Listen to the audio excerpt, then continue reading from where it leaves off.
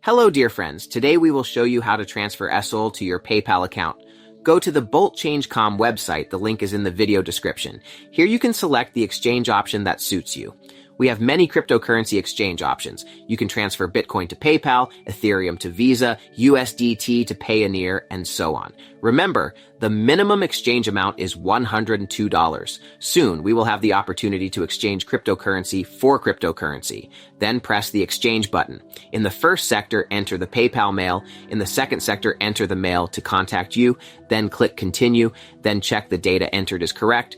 Agree to the terms of use and press confirm button. In the new window, you see the address of the wallet where you need to send the cryptocurrency. Go to your cryptocurrency or exchange and send the exact amount to the specified address. After sending the funds, click I have paid button.